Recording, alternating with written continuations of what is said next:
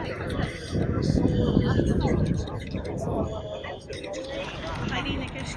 the director of the Library and Archives.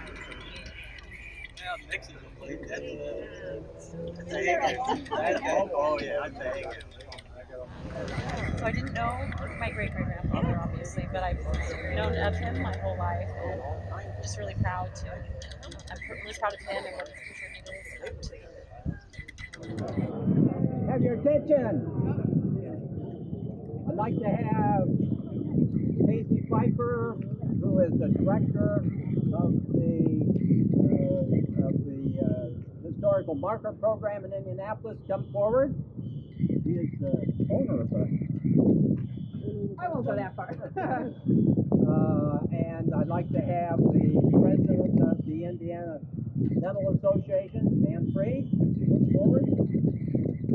And I'd like to have the president of the Huntington County Association for the Historical Society come forward, Mark Schuyler. Mark? And do us the honors.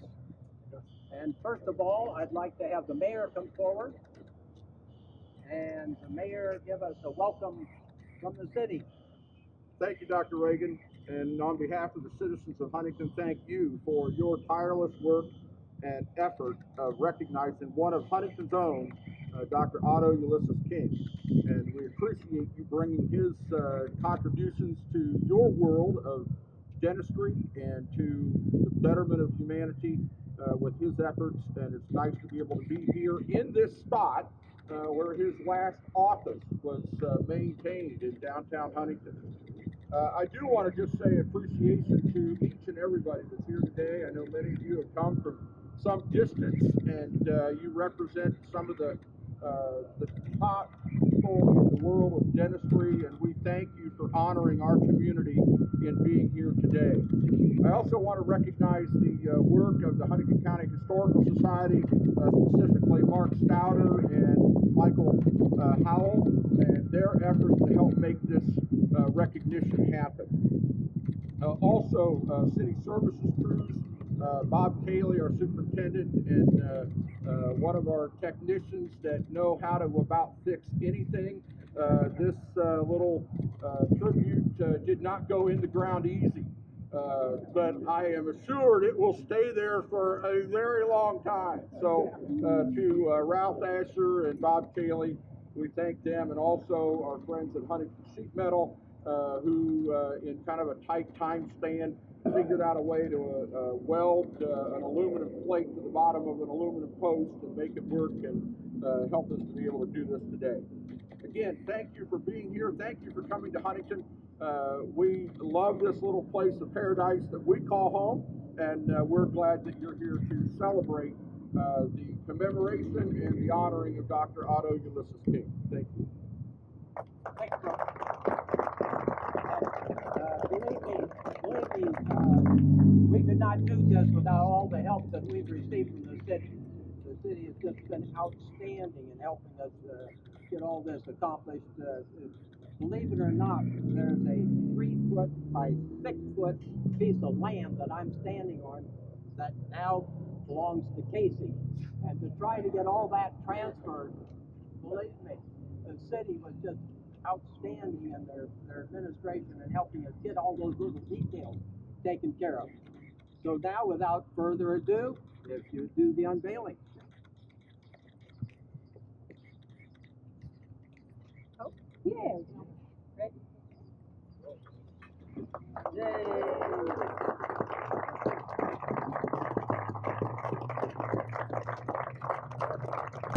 Something other than to the phone. You're doing something other than with Photoshop. Kids. Thank you. Hold on. For the family. Exactly. Yes. Thank you so much for taking time to talk to me. I appreciate it. Yeah, I do. Now call me great grandpa.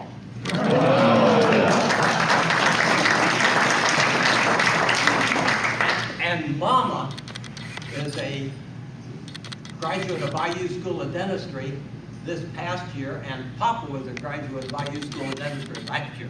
Thank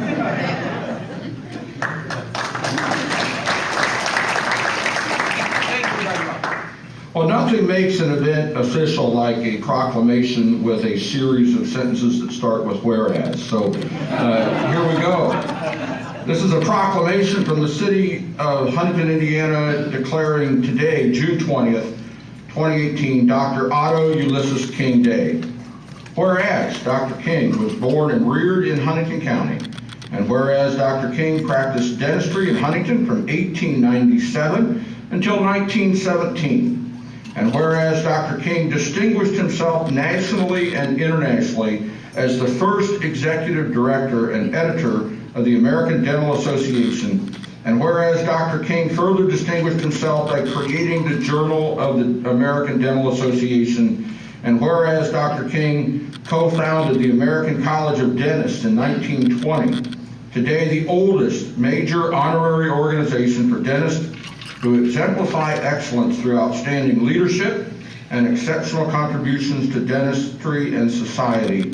And whereas Dr. King brought profound admiration and respect to the state of Indiana, the United States as a country, and to international organizations he led, and whereas Dr. King's accomplishment reflect positively on this community and its citizens, now therefore I, Brooks Fetters, Mayor of the City of Huntington, declare June 20th, 2018 to be Dr. Otto Ulysses King Day in the city of Huntington, Indiana. Signed, Brooks Fetters, this day, June 20th, 2018.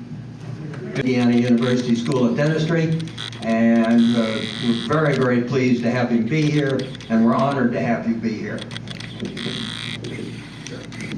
Would you like me to say a few words? Oh, yeah. I'm always at a loss for words, for those of you who know me. This is a tremendous day for the state of Indiana, and certainly for dentistry. Just a little bit of the background. Indiana University, for those of you who aren't in the dental profession, is one of the older dental schools that was founded in 1879 in downtown Indianapolis, and came into the Indiana University system in 1925. It was acquired through the act of the legislature for $35,000. It was an interesting historical period in that time. My reading of Dr. King and his contributions certainly are truly remarkable. And one of the pleasures that I have and things that I enjoy so much is learning about the history of our profession. And Dr. King was someone I did not know about until this spry, assertive young man right here informed me in great detail about Dr. King. So I can't miss this great memorial event commemorating Dr. King's contribution here in the city of Huntington. I will say that in my read of Dr. King, he did attend Indiana University, not the School of Dentistry. He was there for a year, and then he went to this other school in Chicago by the name of Western. And it's also a Big Ten school, so that we'll allow that to happen. But truly remarkable. I mean, his work founded the F.A.C.D, his work with the American Dental Association, and with the establishment of our scientific journal through the Professional Association, the American Dental Association. Truly remarkable. And so it's an honor for me to be here and join in the celebration, and just to acknowledge Dr. Riggin and a tremendous family, a tremendous history and legacy in the health professions by your family, and specifically in the School of Dentistry, and for multiple generations. So I understand there's another Riggin in the queue here, Sarah Burns. Is that right? Is that right? Is that right? We're working on it. We're working on it, so we're certainly welcome her as well. So, Dr. Riggin, thank you very much for the invitation, and thank you for your leadership and your tenacity in bringing all of these things to bear today as we celebrate the memorial marker placement. Thank you, sir. Thank you, Dean Williams. John Huffman, I stand up, take a bow, Director of Development at IU. If you haven't met him, he'd be more than happy to talk to you at any time. Very kind. I want to make the mayor has some of the People from the city there with him, I'd like you people to please stand, be recognized. You've been just great at helping us get this monument put out. You said it once before, you can't say it too often, you just cooperate. Frank King.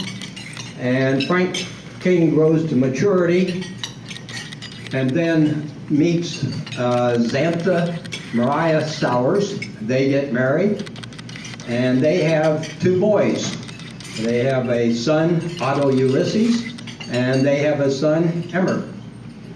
And the interesting part about Xantha that I found, I talked to Xantha's granddaughter, who also happened to be Xantha King, Evans out in California, and she told me that her grandmother was well known for her quilting and her fine lace. However, as I'm reading the information in the library, thanks to Sarah, the thing that I found interesting about Xantha was the fact that she is referred to as an elocutionist for the WCTU. Now, do you remember Prohibition? WCTU, Women's Christian Temperance Union, Prohibition, and she's an elocutionist for the WCTU. Now, you can get some idea what kind of life Frank and led, and I don't think you're going to find the boys on Market Street. Okay? Elliot, or Emmert, is very interesting. The family moves to Huntington from the farm in order the boys to get a more advanced education at Huntington High School. And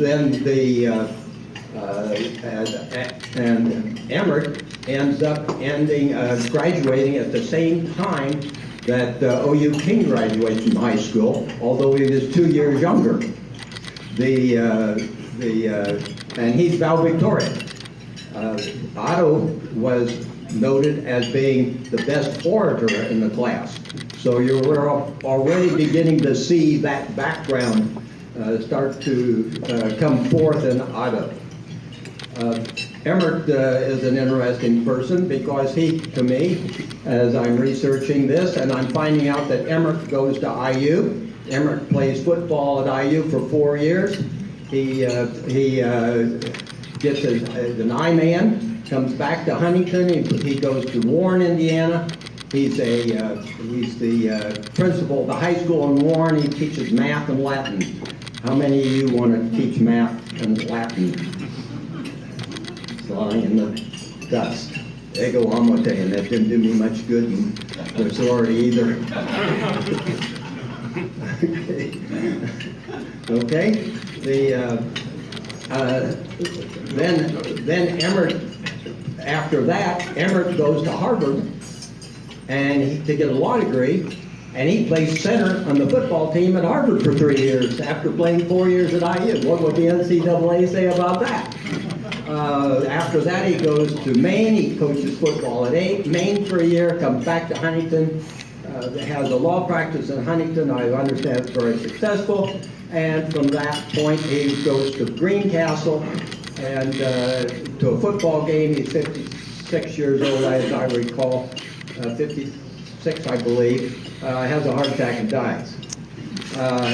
Emmert and his wife have one children. They have, and their child is Betty Bean, and Betty Bean has 2 children. One's Lewis, and the other is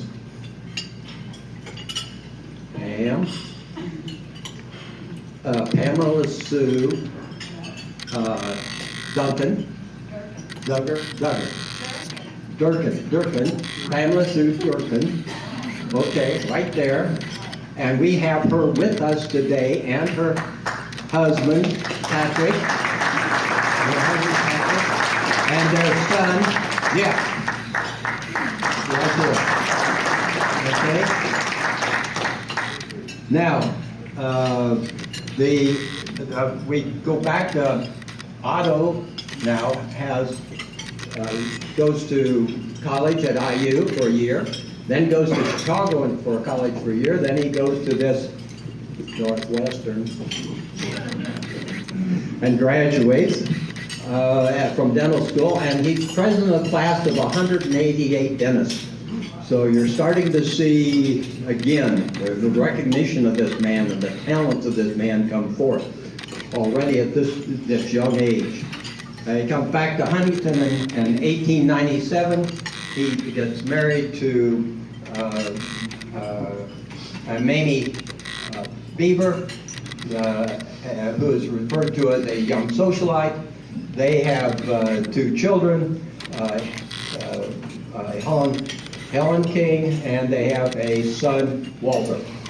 Helen is of interest to us, especially to the people here from the local community, because Helen ends up, of course, Otto King eventually goes to Chicago in 1917, so Helen and Walter both grow up in Chicago effectively. And Helen goes to Northwestern, and she goes to the artist, she's an artist, and she then goes on to study art out in the East Coast. She runs into a guy by the name of Alvin Hadoff. They get married, they move to Richmond, Virginia, and she has a very prolific art career. She has been featured in the Huntington Herald Press by Howard Houghton in an article entitled The Village, and in that article he remarks that she left 65 paintings of her paintings to the local school, the university, the library, and the YMCA.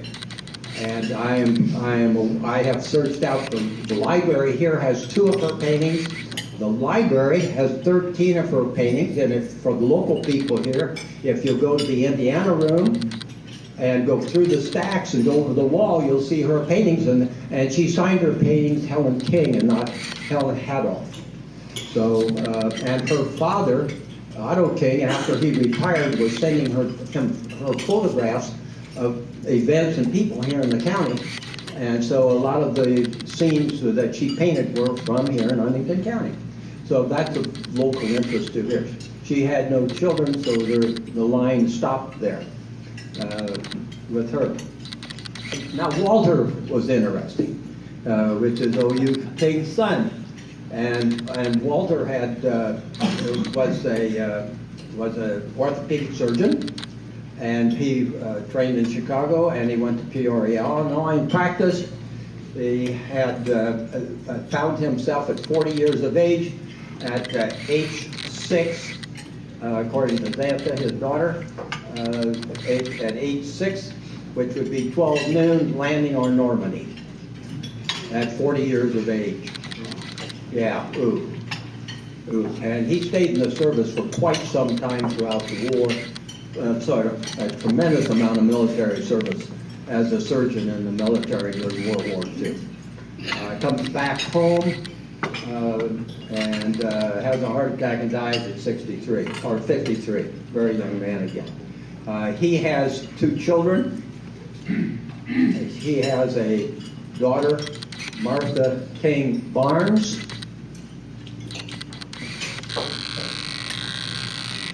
and who wrote a very wonderful tribute to him.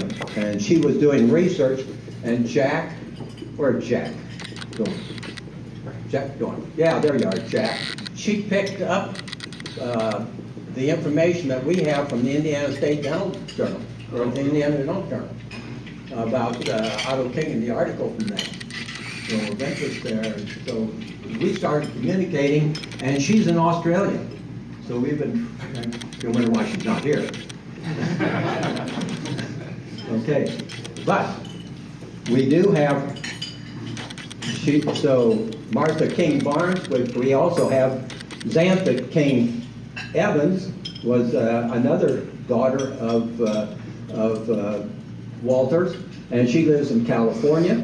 And Xantha King Evans has 3 children, Mike, Mark, Lynn, and where are you? Oh, over here. There you are. Okay. Yeah. Yeah. Jean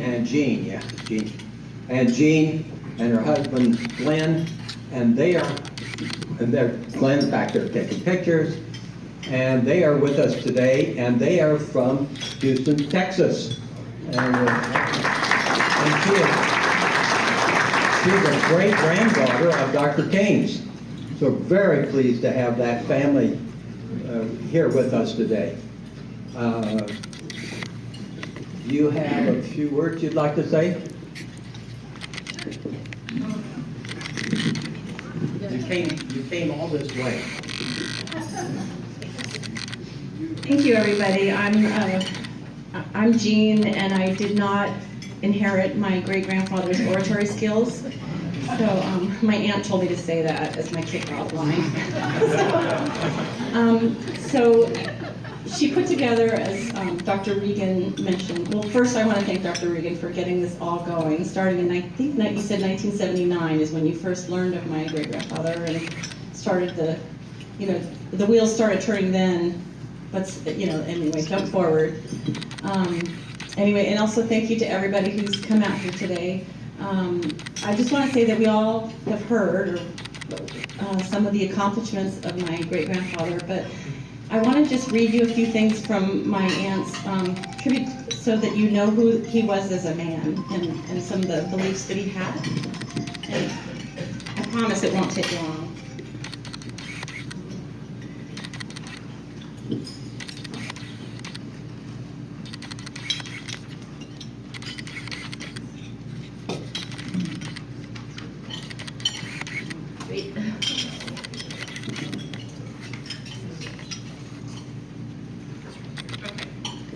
So he traveled a lot around the world to talk about the importance of dentistry, and you guys all know that. And so he gave many speeches, and he had one that was called Accomplishments Through Organization. And so he believed in organized efforts, and one of his lines was, a profession or a nation cannot progress without a well-defined plan of cooperation through organized efforts.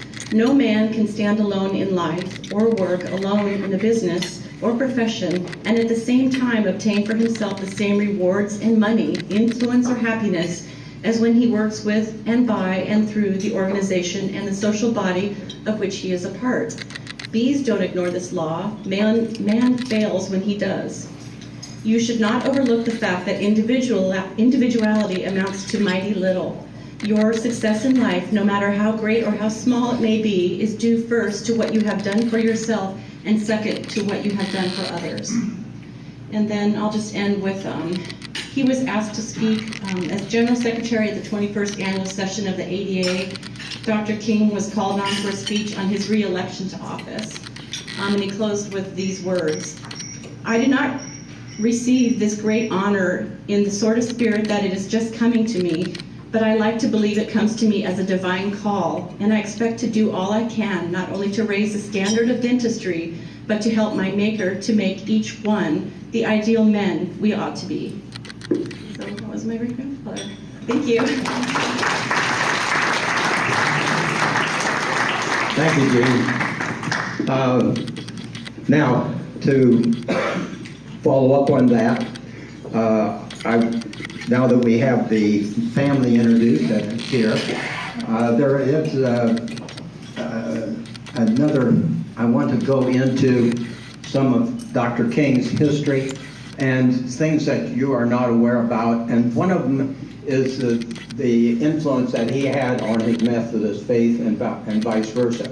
He is apparently a very strong believer in his Methodist faith. And he took the Sunday school. He was superintendent in the Sunday school for several years.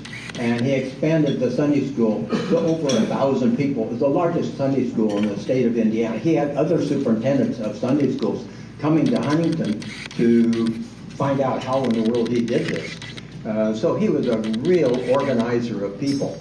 The Methodist Church thing, I think another thing to tell us about the soul of the man was to find out what people in the city of Huntington had to say about him. His neighbors had to say about him.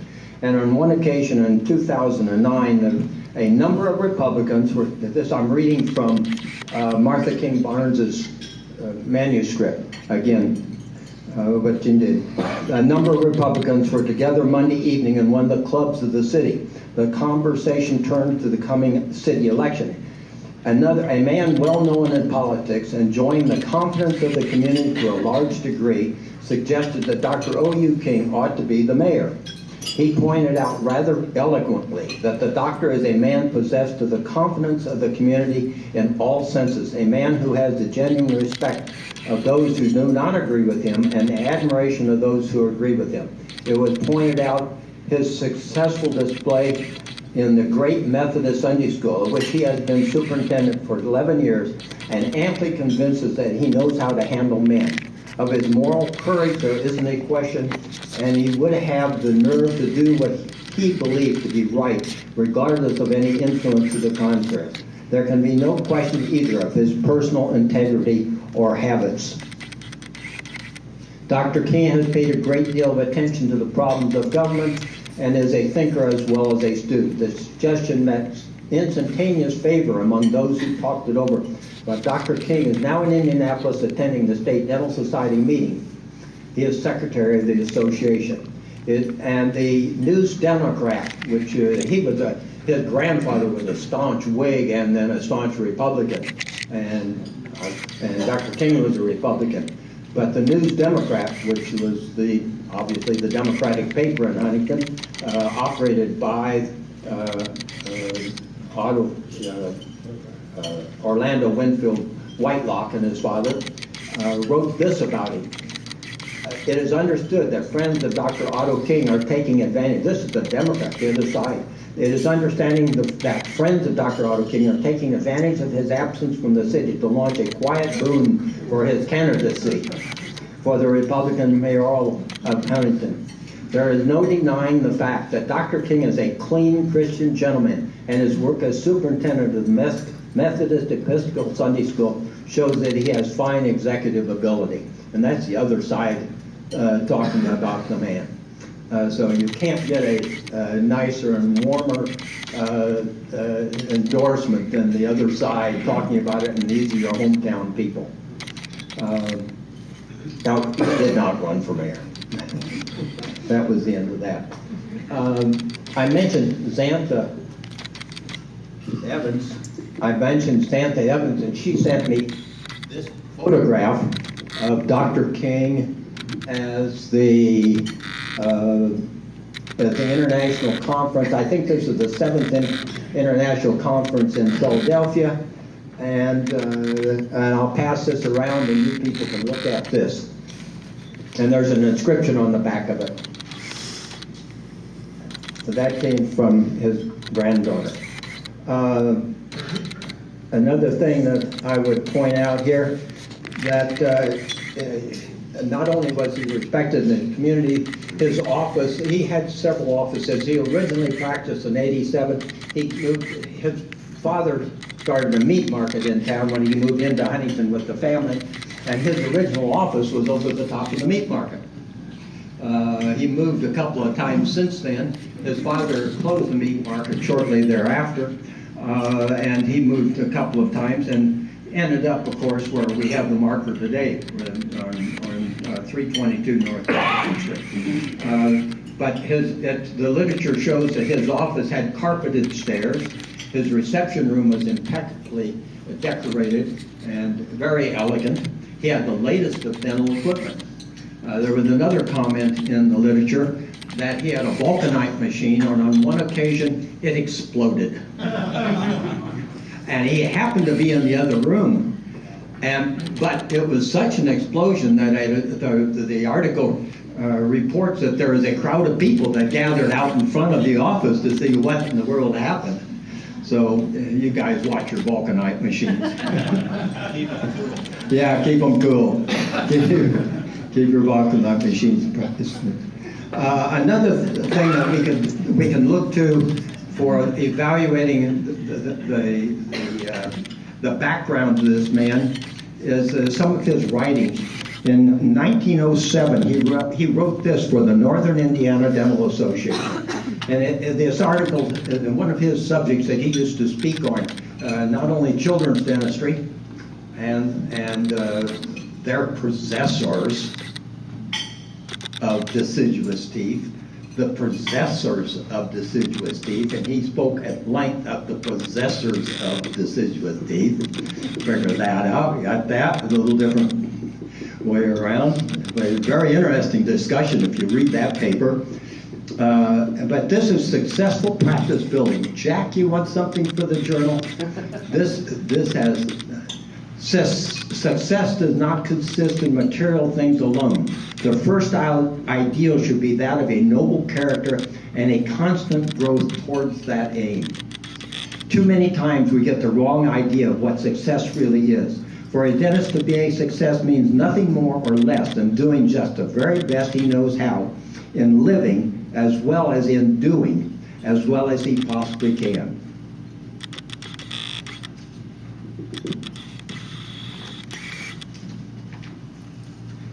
He talks about location, and he talks about furnishing an office. The furnishing of an office has much to do with the dentist's success. Let your patients be impressed by your neatness and artistic taste when they enter your office for the first time. Some time ago, I entered a dental office that was altogether too gloomy and uninviting. Too little regard was shown for the comfort of the patient. I visited another dental office where the crown of a human skull was located on the center table, being used as a card receiver. Okay? And the lower jaw hung on the hall rack. Now I cannot conceive of how these ornaments will pacify a more comfortable or nervous patient. Can't make this stuff up.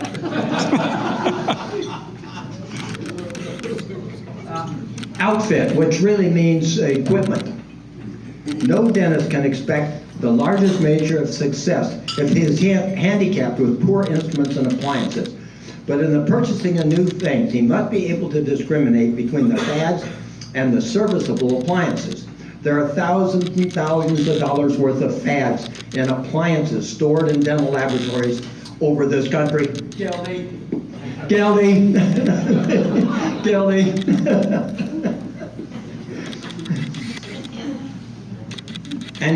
And he talks about debt is a bugbear to any dentist. Debt causes worry, and worry kills. A friend of mine a few days ago walked into the office of a large, very successful mine operator, and on his desk was this motto, which altogether somewhat rough, has a great deal of meaning. In it, it said, "Live such a life and conduct your business in such a way that you can look any man square in the eyes and tell him to go to hell."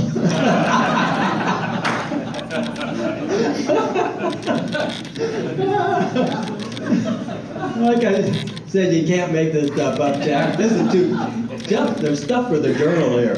It really is. And this didn't come from Tony Robbins. This didn't come from any practice management. This is 1909. He didn't need any practice management consultant to tell him this stuff. This is original stuff from O.U. King. It really tells us a lot about the soul of the man. And we can read on the plaque that he was president of this, and he did his executive director, and he was secretary and the first editor, and he published the journal. But it doesn't get into really really to know the man until you start reading some of these things. You really know the man and to see what he was like. In 1907, he was elected the secretary of the Indiana State Dental Association, and it really started his climb up the ladder into dental politics. And we have Dan Freed here, who's president of the Indiana Dental Association, and Dan's going to take us from 1907 up to 1914 on what O.U. King did in the Indiana State Dental Association. Thanks, John. You know, I think you covered just about everything I had written out, and I had 3 different speeches ready. But I can point out that Dr. King was elected president of the IDA in 1914, 104 years before me. I can see by your description, I've read a lot about him, but he set the bar pretty damn high. We are trying in our dental association to honor that. We always try to move forward. Dr. King was a phenomenal person. I think he brought us out of the dark ages. When he started as the executive director, he had, 1,200 members in the ADA, and within 1 year he had 12,000, which was a phenomenal achievement. So I don't know that I have any other major things to say other than it was an honor to be asked to be here, and it's an honor to be following his steps. Thanks, Dan.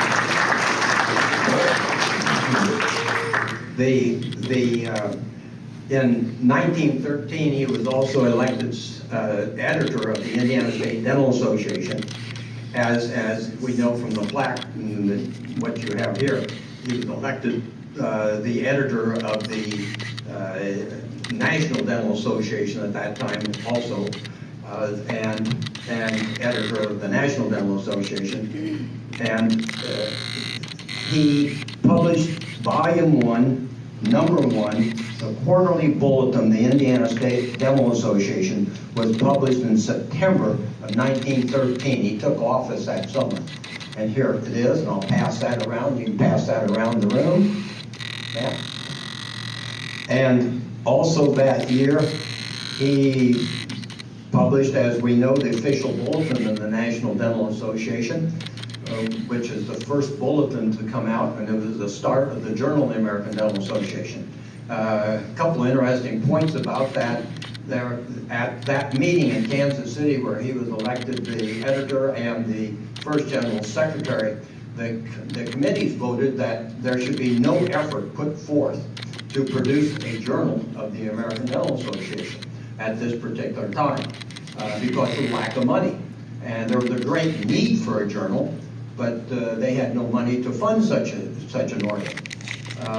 And so, lo and behold, he produces a journal in November of 1913. How did this come apart? Well, this brings us back to the Whitelock building that I pointed out to you downtown. Orlando Winfield Whitelock was an attorney and the judge of the 56th Circuit Court, and his father owned the News Democrat. And Dr. King went to them and said that we have a new venture here, and we think we can make it a success. And the Whitelocks provided the wherewithal to produce that, and they produced 18,000 copies and mailed them from the Huntington. So the Whitelocks and the Whitelock building are really instrumental in the history of our journal, because they funded that first publication. Of course, it took off from there because there was a minutes of the. We're very fortunate to have here today Chuck Kirchhoff, Dr. Kirchhoff, who's is a good friend of mine for too many years, haven't we, Chuck? We've been to school together. And he's the past president of the American College of Dentists, national president of the American College of Dentists, and we have Richard Stillwell here, who is the current president of the American College of Dentists. And I'd like you to give us some sort of an insight, Richard, Dick, on the impact of the American College on American dentistry. So first of all, thank you for letting us be part of the celebration. And I'm the president of the American College of Dentists, and I represent about 7,000 dentists in the United States and Canada, and we're about 4% of the dental population. Dr. King, any leader, as you know, always has to deal with controversy and problems. And this gentleman, as a dentist and an ADA member, I appreciate how he stepped up from Indiana through the ADA for me and for all of us that are dentists here in this room. He and others felt the need in Iowa at the annual meeting to talk about perhaps forming a college. So the first college was formed in Boston in 1920, and he was one of the individuals. I believe there was 12 individuals who formed the college in Boston, and he believed that the members of the college should be visionaries of problems and things that are happening in the profession, research, education, and leadership. And these were things that he felt that they should have visionary members be in the college. And so the college flourished. He was one of the original signers of the college documents. And then now today, it moves forward today where our vision is, our mission is to advance excellence in leadership, professionalism, and ethics. We have, from what he started now, we have a website in which we have a number of ethical dilemmas and classes, and we've had 138,000 people take these classes over the last 10 years. So his effect, what he started and what he's doing, what he did to set it up for dentists to better themselves, to try and better the profession and better it for the public, these were things that he was able to do. So hopefully the college, in his mind, that we reached his vision. Now his mission, we still have to do his mission, but hopefully we've reached his vision, and who knows what his vision was, but at least we've accomplished most of that in the college. So thank you. Thank you, Dick. Jack Dorn, Dr. Jack Dorn, the Indiana section chairman, and also secretary or the editor of the Indiana Dental Association Journal. Jack? You brought help with you.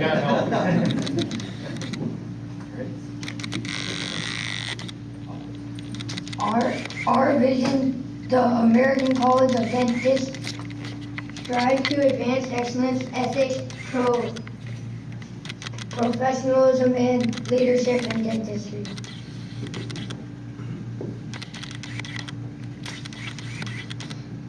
Objectives: to elevate the standards of dentistry, to encourage graduate study, and to grant fellowship to those who have done meritorious work.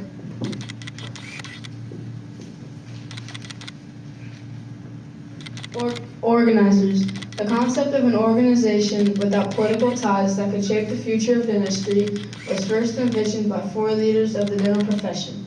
They were elected leaders of the National Dental Association. In 1922, the National Dental Association was branded as the American Dental Association. John V. Condit was president of the National Dental Association. H. Edmund Frizzell was president-elect of the National Dental Association, and Otto U. King was secretary of the National Dental Association. Arthur D. Black III was president of the National Association of Dental Faculties. The 23 founders of the American College of Dentists included luminaries in education, organized dentistry, and the practice of community at large.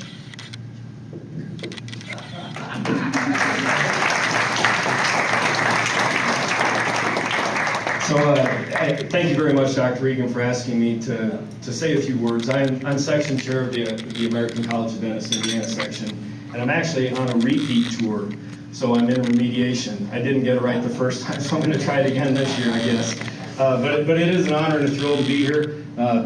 I did attend Northwestern University and walk the halls where Green, Barton, and Black and Otto Ulysses King were no short of deity.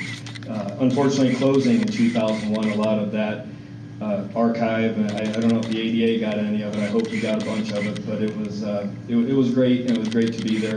So I cut my teeth literally in dentistry on the heels and what some of those men have done.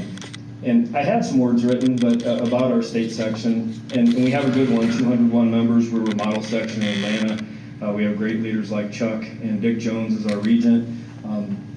I'm very proud to be a part of it.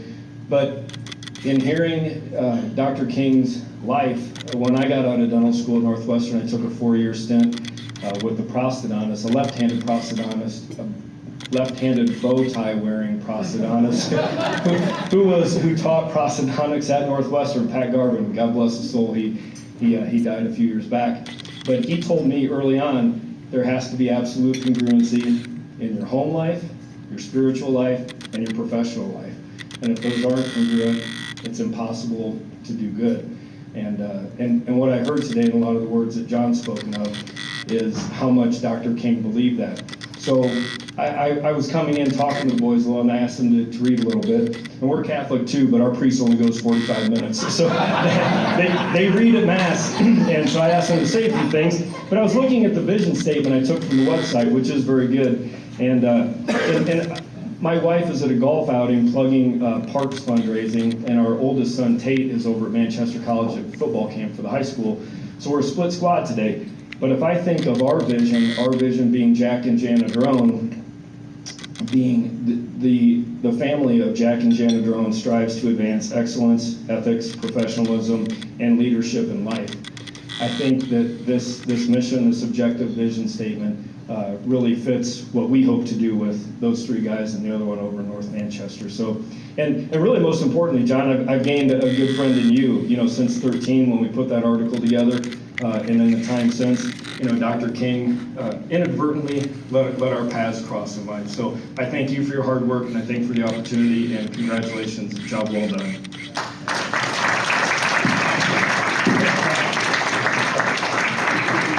Okay. Now, I said we're going to be Catholic, aren't we? Okay. You watching me, Dave? Okay. Certainly the character man became the character of our association. I think we've seen that. And I have some, to wrap this up, I have some welcomes and some thank yous I need to make here.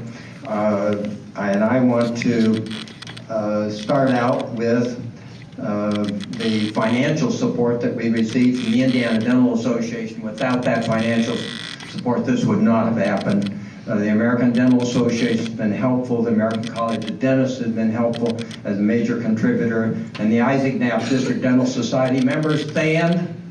That's my society. Stand. Jim Springer is chairman of the foundation. They're responsible for it right there. So very pleased. Thanks. Thanks, Jim. Thanks, Isaac Knapp.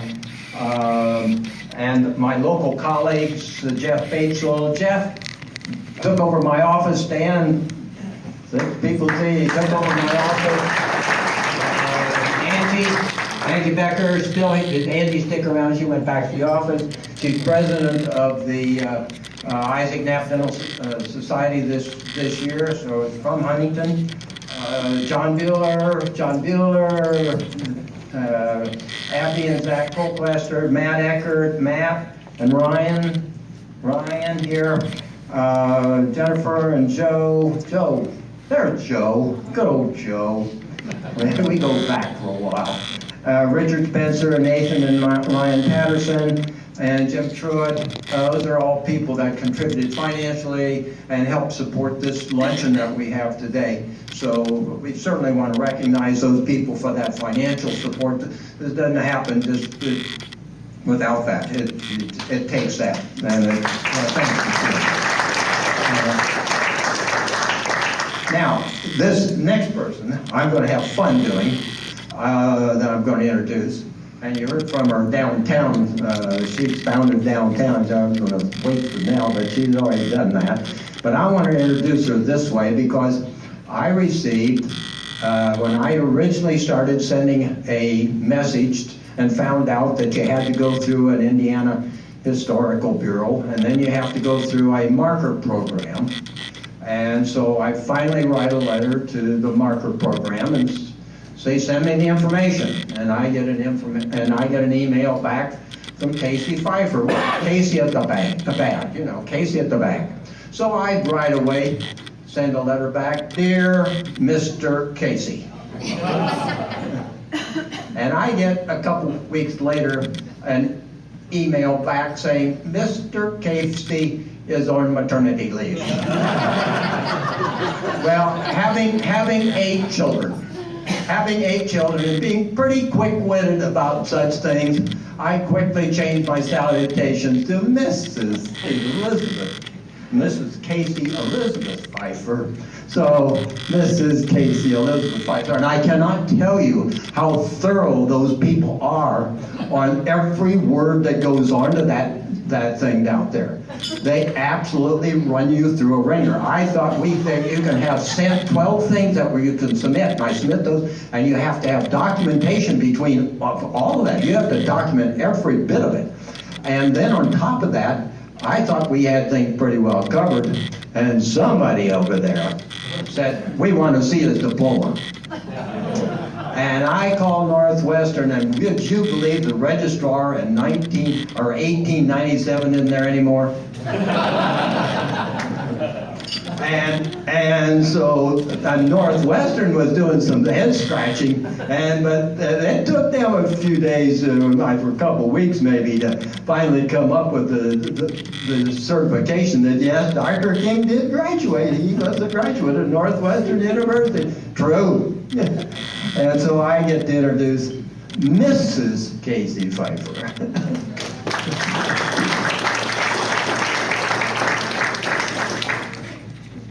Thank you so much, Dr. Regan.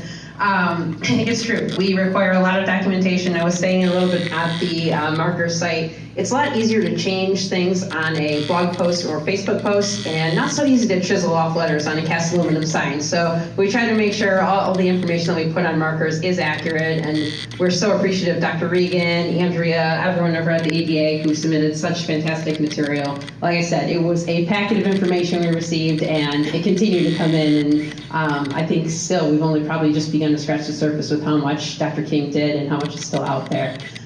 So much has been talked about in terms of his career. One of the things that maybe wasn't addressed as much, his service during World War I. It's fantastic now that it's the centennial of the end of World War I this year, that we were able to mark that on the marker as well in terms of him mobilizing dentists for service, and also in terms of men who were unable to serve because of dental issues, that he was able to provide and encourage free care for those men. Again, just another way that he contributed, and I had mentioned, I think, at the dedication as well, in terms of advocating for free care for children too, and really his reach just extended so far. We're so thrilled to be able to commemorate him. It's one of the benefits of my job. One of the things that Nicole and I love doing what we do is we get to learn about all these people, places, events in Indiana history that maybe have not only had a significant impact on the state, but on the country, world as a whole. And to be able to say here in Huntington that Dr. King came from here and went on to do such great things is a great honor. I mentioned Nicole has written a blog post on Dr. King. Our blog is the Indiana History blog. If you're interested in other Indiana history topics too, I encourage you to check it out. A great amount of source material, and drawing again a lot on the work that Dr. Regan and Andrea and everyone at the ADA has done. But again, if you're interested in other marker topics, or if you're also, like I said, the blog talks about other Indiana history topics. We also have a podcast, Talking Hoosier History. There's so many fascinating stories, and again, it's great to be able to research that. So I thank you so much for all of your time, and for all the descendants, Jean, Pam, your families, for all being out here today.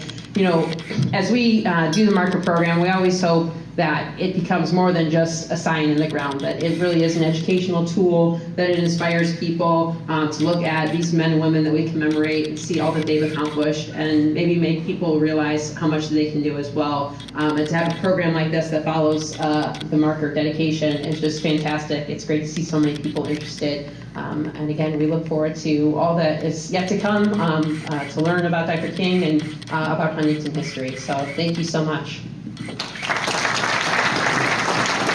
Okay, certainly it's been fun working with Casey and the people down there. It's just been an awesome experience, and it's one of the fun things you get to do. She mentioned and we really didn't touch on that very much. During World War I, Dr. King was a member of the medical board, and he found out that there were recruits that could not get into the service because of the poor condition of their teeth. And he recruited, with the progressively, reported approximately 20,000 dentists to provide free care to over 500,000 troops. I mean, it's just an amazing, his leadership skills. He took the Methodist Church to over 1,000, I mentioned before. He took the Indiana Dental Association from 175 to over 1,000 members in the Indiana Dental Association. You know, his leadership skills and how he was able to draw people to his causes is just phenomenal leadership that we had there. Andrea, I've introduced you to Andrea and the people at the American Dental Association. A special thanks to them again. Martha King Barnes, you're not here, you're in Australia, but thank you for all of this stuff. The Indiana Room staff I've got down here, and for goodness sakes, the Indiana, where are you? There you are, over there. Gosh, I pestered the socks off of those people. I was in and out of there, and they are so helpful and so good at what they do. You just can't say enough about that. And I've got to mention Sean at the Indiana University School Dentistry Library. I don't want to leave Sean out. Take that message back to him, please. I do appreciate that because I get a lot of materials from him. And I want to, my sponsoring organization here is the Huntington County Historical Society, and the people of the society have been wonderful. They made the original motion for this thing to occur. And so without them making that original motion, we just simply would not be here today. So they started the ball rolling on this. Mark Howell, president. Matt Ditzler is the treasurer. Mark Stouter, stand up, you guys. Say hello. Okay. They started this ball rolling, and I just say that this has been a wonderful, wonderful experience. It's really been a labor of love as far as I'm concerned. This has not been punishment at all. This is a labor of love to do this stuff and to dig this sort of thing out. It's fun to do. It really is fun to do. Dave Matthews, how close to being Catholic are we? Yeah, real close. Okay. If you do it too soon, you're not really a good Catholic, you know, if it's too short. You're verging on Presbyterian. What? You're verging on Presbyterian. Oh. Okay. But, so I thank you.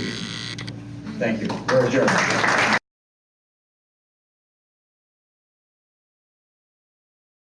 Pat always has his Windex. Paper towels. Not so. Yeah. Like his own stuff.